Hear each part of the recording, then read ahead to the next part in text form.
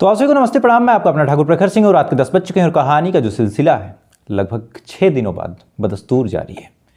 पिछले 6 दिनों तक मैं गायब रहा और 6 दिनों में मेरा जन्मदिन भी पड़ा और तमाम चीज़ें भी हुई, लेकिन आप लोगों ने इतना प्यार, इतनी दुआ दी।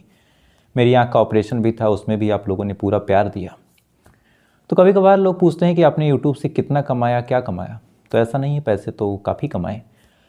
कई लोग नहीं बताना चाहते, लेकिन मैं खुल के बताता हूँ। पैसे काफ़ी कमाए, लेकिन इससे ज़्यादा जो आप लोग का ये प्यार है, ये दुआ है। मैं आज कमेंट सेक्शन देख रहा था, 100 200 300 लोग कमेंट कर रहे हैं कि जल्द से आप ठीक होके आएँ। तो अपने आप में इस छोटी सी उम्र में इतनी चीज़ें कमाना मेरे लिए शायद दुनिया की सबसे बड़ी पूंजी है, और इसके लिए आप सभी को एक बार हाथ जोड़ के सर झुका के प्रणाम करता हूँ। ऐसे ही प्यार बनाए रखिएगा, जो गलती हो उसको सुधारने का मौका दीजिएगा, कोई कमी हो तो ज़रूर बताइएगा। बहरहाल आपके आशीर्वाद से जो आँख का ऑपरेशन था पूरी तरह सफल रहा। आपको शायद कैमरे में दिख भी रहा होगा। और आज से फिर से वही, पिछले कई महीनों से लगातार मैं आँख की वजह से डिस्टर्ब था। भले ही कहानियाँ सुनाता था, लेकिन काम चोरी करता था, मजबूरी भी थी। पहले सवाल भी पूछता था, लेकिन धीरे धीरे वो चीज़ें बंद हुई। लेकिन आप लोगों ने इतना प्यार दिया, इतना आशीर्वाद दिया, तो आज से ही सवाल जवाब से लेकर तमाम चीज़ें फिर से शुरू। वही लय, वही तमाम चीज़ें जो जून जुलाई अगस्त के महीने में थी। ये तो रही एक पूरी मेरी ज़िंदगी की कहानी, जो पिछले महीने से अभी तक चलती रही।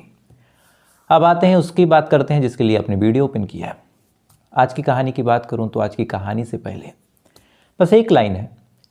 लोग कहते हैं कि पूत कपूत सुने हैं, पर ना माता सुनी को माता। ये दुर्गा माता की आरती में भी ये लाइन आती है, वैसे भी लोग कह देते हैं। लेकिन आज की जो कहानी है उसे सुनने के बाद शायद इस लाइन का जो आयाम है वो बदल जाएगा। क्योंकि आज की कहानी में एक कत्ल होता है। कत्ल ना केवल एक शख्स का होता है, एक बच्चे का होता है, बल्कि कत्ल एक ऐसे रिश्ते का भी होता है जो दुनिया में सबसे पवित्र माना जाता है। पूरी कहानी अब आपके सामने रखता हूँ। और इस कहानी की शुरुआत होती है बिहार से। बिहार का एक जिला गया, बेहद मशहूर, बेहद पवित्र। और इसी गया जिले में एक थाना लगता है, मोहनपुर थाना। और इसी मोहनपुर थाने में एक गांव है, बासोकुरा गांव। और इसी गांव में एक परिवार रहा करता था। परिवार में टोटल 3 लोग। एक आदमी जो घर का मुखिया था, जिसका नाम था रामजीत, उसकी बीवी जिसका नाम था अनूप, और एक छोटी सी 7 साल की बच्ची जिसका नाम था रिया। और पूरी कहानी इन 3 लोगों के इर्द गिर्द घूमेगी। जो रामजीत था पढ़ा लिखा था नहीं, कोई हुनर भी नहीं था, तो छोटी मोटी जगहों पे मेहनत मजदूरी करके अपना पेट पालता। पैसे न पूर्वजों ने छोड़े थे, ना ही खुद के दम पे कुछ बनाया। तो दिहाड़ी मजदूरी का काम था, जहाँ जाता दिन भर जो कुछ मिलता उसी पैसे से अपना अपने घर का खर्च चलाता। जो बीवी थी वो इधर उधर कभी बर्तन वर्तन मांज देती, उसी से 100 200 500 जो मिल जाते उससे अपने परिवार का पेट पालती। जो बिटिया थी रिया, पढ़ने लिखने में बेहद होशियार, 7 साल की उम्र में ही। ऐसा परिवार वालों को लग रहा था कि शायद रिया जो है उस घर की मुफलिसी, इस घर की गरीबी दूर करेगी। लिहाजा घर वाले जी जान से ज़्यादा रिया का ख्याल रखते हैं, रिया का हर जगह केयर करते हैं। ये तमाम चीज़ें चलती रही, वक्त धीरे धीरे गुजरता रहा। लेकिन 31 दिसंबर साल 2023, यानी 2023 की जो आखिरी रात थी, उसी रात ये पूरी चीज़ें बदल गई। दरअसल 31 तारीख को सुबह सुबह रोज की तरह जो रामजीत है अपने काम पे जाता है, जो अनूप देवी है वो अपने काम पे जाती है, जो रिया है वो पढ़ने चली जाती है। शाम हो गई। शाम होने के बाद रामजीत लौट के आता है। इधर जो अनूप है वो भी लौट के आता है, लेकिन रिया जो थी वो लौट के नहीं आती।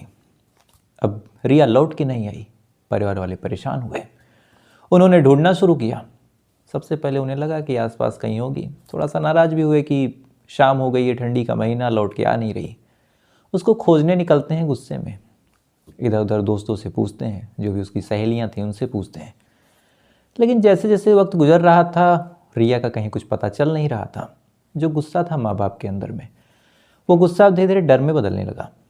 रात हो गई, रिया का कुछ पता नहीं चला। परिवार वाले एकदम परेशान। माँ अलग बदहवास पूरे गांव में दौड़ रही कि रिया को किसी ने देखा। पिता बेचारा सर पीट पीट के हर जगह ढूंढ रहा। देखते देखते पूरे गांव में हड़कंप मच गई कि एक 7 साल की बच्ची गांव से ही गायब है। तमाम तरह की बातें शुरू हो गई। जो परिवार के क्लोज थे उन्होंने ढूंढना शुरू किया। देखते देखते पूरी रात गुजर गई। ना ही रिया का कुछ पता चला, ना ही किसी के पास कोई जानकारी मिली। आसपास के लोग, माँ बाप, तमाम लोग रिया को इधर उधर ढूंढते रहे। दोस्तों से लेकर सहेलियों तक सबसे पूछताछ कर ली। लेकिन उस 7 साल की बिटिया का कुछ भी पता ना चला। इधर जब रात गुजरी और सुबह हुई, रिया का कहीं कुछ खोज ठिकाना नहीं, तो आसपास के लोगों ने कहा कि काम करो, जो रामजीत था उससे, कि तुम चले जाओ पुलिस स्टेशन और जाने के बाद रिया की कंप्लेन दर्ज करवा दो, क्योंकि जितनी जल्दी कंप्लेन होगी, मामला लड़की का है, वो भी छोटी सी बच्ची का, कहाँ चली गई, क्या हो गया, कुछ कहा नहीं जा सकता। तो जितनी जल्दी कंप्लेन होगा पुलिस वाले उतनी जल्दी काम शुरू करेंगे। उनके पास हमसे तुमसे ज़्यादा सुविधाएं हैं ढूंढने की, उनके पास टेक्नोलॉजी है, उनको अनुभव भी है, तो शायद वो हमसे आपसे बेहतर काम करें। गांव वालों ने रिया के फादर को जब समझाया तो रिया के फादर पहुंच जाते हैं पुलिस स्टेशन मोहनपुर और वहां जाके अपनी बिटिया की गुमशुदगी की कंप्लेन दर्ज करवा देते हैं। इधर जब पुलिस वालों ने मामला सुना कि एक 7 साल की बिटिया अपने घर से अचानक से गायब हो गई, तो उन्हें भी बड़ा अजीब लगा। 14-15 साल की होती तो बात कहीं और जाती, या फिर और छोटी बच्ची होती तो भी बात कहीं और जाती, लेकिन एक 7 साल की बच्ची यूं ही गायब हो जाना। बहरहाल पुलिस वालों ने लड़की की फ़ोटो अपने पास लिए, मामला दर्ज किया और समझा बुझा के भेजा कि ठीक है, आप जाइए, हम खोज देंगे। अब पुलिस वालों के पास जब मिसिंग कंप्लेन आती है, पुलिस वाले भी ढूंढना शुरू करते हैं। सबसे पहले गांव में आते हैं, परिवार वालों से पूछताछ करते हैं, जितनी रिया की फ्रेंड्स थी उनसे भी पूछताछ करते हैं कि क्या रिया यहाँ पे आई थी, नहीं आई थी, लेकिन ना ही कहीं से कोई जानकारी मिली, ना ही कहीं से कोई कुछ खोज खबर लगी। इधर पुलिस वाले ढूंढ रहे हैं, आसपास के लोग ढूंढ रहे हैं, परिवार वालों का रो रो के बुरा हाल। वक्त गुजरता रहा और रिया का कहीं कुछ पता ना चला। इधर जब एक दिन और गुजर गया, रिया का कहीं कुछ पता नहीं चला, तो जो फादर थे रिया के, रामजीत, लोगों ने समझाया था कि पुलिस वाले ढूंढ लेंगे, उनके पास ज़्यादा सुविधाएं हैं। लेकिन एक फादर जब देख रहा है कि 24 घंटे गुजर गए और पुलिस वालों के हाथ कुछ लगा नहीं, तो कहीं ना कहीं उसका जो भरोसा है वो डगमगाने लगा। उसने कहा कि एक काम करते हैं, पुलिस वाले ढूंढ रहे हैं, अच्छी बात है, लेकिन एक बार खुद से भी मैं कोशिश करूं और अपने तरीके से इन्वेस्टिगेट करूं इस मामले को। चूँकि मामला लड़की का भी था, तरह तरह के ख्याल भी आ रहे थे, लिहाजा एक तरफ पुलिस वाले अपना काम कर रहे थे, इधर जो लड़की का फादर था बिटिया का, रिया का, रामजीत, वो भी अपने तरीके से खोज रहा। तमाम तरीके से इन्फॉर्मेशन जुटा रहा कि मेरे घर पे कौन आता है, कौन जाता है, क्या मेरे परिवार की किसी से कभी कोई कहा सुनी हुई थी, क्या रिया बच्ची जो थी उसको किसी ने कभी कुछ कहा था, क्या किसी लड़की से उसकी लड़ाई हो गई थी, इस वजह से उसके पेरेंट्स ने कुछ कर दिया हो, क्या कहीं कोई ऐसा था जो मैं परिवार वालों के बारे में कुछ बोल रहा था। ये तमाम चीज़ें जो फादर था वो अपने तरीके से अब पता करना शुरू करता है, यानी एक छोटी से छोटी बारीक डिटेल की, मेरी बिटिया क्या करती थी, मेरे घर पे कौन आता था, क्या कोई ऐसा था जो मेरे पीठ पीछे मेरे बारे में कुछ बोल रहा था, कोई ऐसा जो मुझसे किसी मामले में बदला लेना चाह रहा था, कोई ऐसा जो बच्चे चोरी वगैरह का काम करता हो, कोई ऐसा जो इस बच्ची के गायब होने के बाद बहुत डरा सहमा हो। ये तमाम चीज़ें इसने पता करनी शुरू की। वक्त गुजरता रहा, ये लगातार लोगों से पूछता रहा, उनको अपने भरोसे में लेता रहा, और जब काफ़ी वक्त गुजर गया तो इसको एक जानकारी मिली, और जैसे ही ये जानकारी मिली तो कहीं ना कहीं इसके पैरों तले ज़मीन खिसक गई। दरअसल गांव के एक शख्स ने इसको बताया कि जब तुम चले जाते हो तो तुम्हारे घर पे एक लड़का आता है जिसका नाम है सुदेश्वर पासवान, और जिस तारीख को ये बिटिया गायब हुई थी शायद उस तारीख को भी आया था, एग्जैक्टली तो नहीं बता सकता, लेकिन हाँ मैंने देखा जरूर था। अब ये सब जब इसने सुना तो कहीं ना कहीं इसके दिमाग में एक तस्वीर छपी। अगर कोई आदमी इसके घर पे आता था तो इसकी बीवी ने इसको बताया क्यों नहीं, और अगर नहीं बताया तो इसका मतलब कुछ गलत है। अब बीवी गलत है तो बीवी से तो पूछ सकता नहीं था, तब ये क्या करे। तो फिर इसने सोचा कि मैं तो पूछूंगा तो ये कुछ बताएगी भी नहीं, तो एक काम करता हूँ, पुलिस वालों को ही अब बता देता हूँ। इसके बाद जो रामजीत मांझी है वो पहुँच जाता है पुलिस स्टेशन और पुलिस वालों को बताता है कि सर एक आदमी है जो मेरे घर पे आता था। अब ये चीज़ जब पुलिस वालों ने सुनी तो ऐसे भी पुलिस वालों के हाथ कुछ लग रहा नहीं था। उन्होंने सुना तो कहा चलो यहीं से अब कुछ एक लीड मिल जाए, शायद कुछ काम इस आदमी ने खुद कर दिया है। लिहाजा उस आदमी का नाम पुलिस वाले नोट करते हैं। नोट करने के बाद उसको उठाते हैं। उठाने के बाद उससे पूछताछ करते हैं कि क्या तुम उसके घर पे गए थे। उस आदमी ने कहा नहीं साहब, मैं तो कभी जाता ही नहीं था। अब सुदेश्वर से पुलिस वाले कह रहे हैं कि लेकिन रामजीत तो बता रहा है कि तुम आए थे। उसके बाद वो कहता है कि नहीं, रामजीत झूठ बोल रहा। तमाम तरह से पूछताछ पुलिस वाले करते रहे। सुदेश्वर अपने बयान में तमाम चीज़ें कहता रहा, लेकिन जैसे जैसे पुलिस वालों की पूछताछ आगे बढ़ती रही, जो सुदेश्वर का लहजा था धीरे धीरे लड़खड़ाने लगा। कभी कुछ और बोले, कभी कुछ और बोले, कभी कोई और स्टेटमेंट दे, फिर कभी कहे कि मैं आया था, फिर कहे मैं कभी नहीं आया था। और ये चीज़ें जब होने लगी तो पुलिस वालों को लग गया कि ज़रूर दाल में कुछ काला है। उसके बाद पुलिस वाले अपने पुलिसिया रूप में आते हैं, सुदेश्वर से बढ़िया तबीयत से पूछताछ करते हैं। और जब सुदेश्वर से तबीयत से पूछताछ की तो शुरुआत में उसने चाहे जितनी कहानी सुनाई थी, लेकिन अंत में सुदेश्वर टूटता है। और टूटने के बाद फिर एक और नाम लेता है, और वो नाम किसी और का नहीं, पूरी इंसानियत को शर्मसार करने वाली इसी रामजीत की बीबी और रिया की माँ अनूप देवी का था। जब वो नाम वो लेता है, पुलिस वाले एक बार चुप होते हैं, फिर पूछते हैं कि क्या तुम सही कह रहे हो? वो कहता हाँ साहब। इसके बाद पुलिस जाती है, जाने के बाद अनूप देवी को भी उठाती है। उठाने के बाद पूछताछ करती है, और यहीं से कहानी 2-3 साल पहले चली जाती है। दरअसल जो रामजीत था अक्सर अपने काम पे बिजी रहता था, दिन भर बाहर रहे, घर पे कोई था नहीं, एक छोटी सी बच्ची 3-4 साल की। और इसी दौरान इसके घर पे जो सुदेश्वर था उसका आना जाना हो गया। सुदेश्वर से पहले नॉर्मली अनूप की दोस्ती हुई। दोस्ती होने के बाद अब धीरे धीरे दोस्ती आगे बढ़ी, दोनों एक दूसरे को पसंद करने लगे। पसंद जब आगे बढ़ी तो दोनों के बीच वासना भी जन्म लेने लगी। अब वासना इसलिए कहूँगा क्योंकि इन दोनों के बीच ना कोई फ्यूचर था, ना एक दूसरे के साथ शादी करने का कोई प्रोग्राम था। बस इतना था कि एक दूसरे से मिलते रहें, एक दूसरे के साथ फिजिकल रिलेशन बनाते रहें, कभी कभार बातचीत भी करते रहें। ये सिलसिला लगातार चलने लगा और कोई रोक टोक थी नहीं, चूँकि घर पे और कोई रहता नहीं था, बिटिया छोटी थी। सुदेश्वर जब देखता कि रामजीत बाहर गया तब सुदेश्वर आ जाता। ये सिलसिला यूँ ही लगातार चलता रहा। साल दर साल गुजरते रहे। जो रामजीत पास मांझी था उसका काम भी बढ़ता रहा, तो रात रात भर भी गायब रहने लगा। इस बात का फ़ायदा उठा के अनूप अक्सर जो थी सुदेश्वर से मिलती रहती।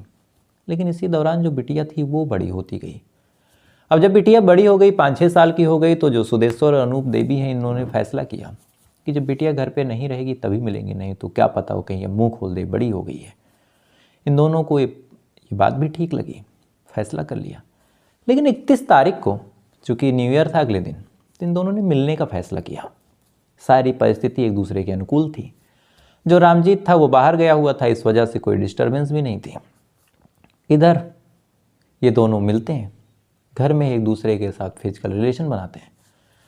इधर जो रिया थी वो पढ़ने गई थी, लेकिन इस दौरान जब ये फिजिकल रिलेशन बना रहे थे, एक दूसरे से मिल रहे थे, बिना कपड़ों के थे अगर कायदे से कहा जाए तो, जो रिया थी वो वापस आ जाती है। शायद उसकी स्कूल में छुट्टी हो गई थी या फिर क्या हुआ था।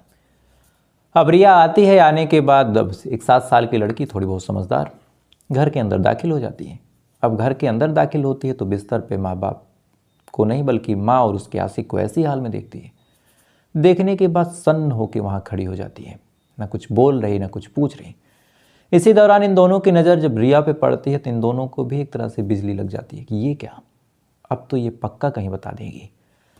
जैसे ही ये चीज़ एक दूसरे को इन्होंने आंखों ही आंखों में इशारा किया, फ़ौरन एक माँ वहीं से कुमाता बनती है।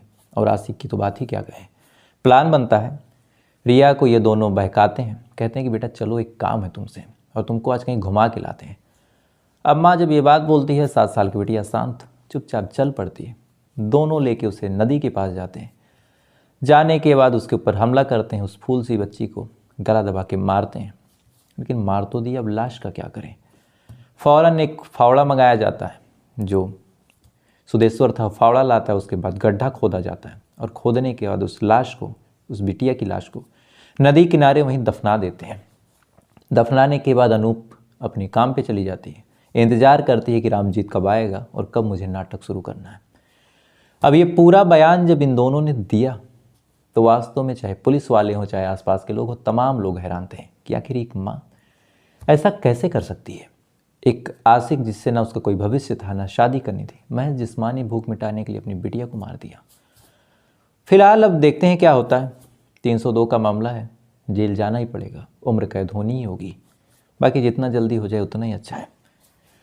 अब आते हैं उसके लिए जिसके लिए मैंने शुरुआत में कहा था, और इस कहानी के बारे में क्या ही ज्ञान दूँ, आप लोग स्वयं समझदार हैं। खैर ये तो रही पूरी कहानी।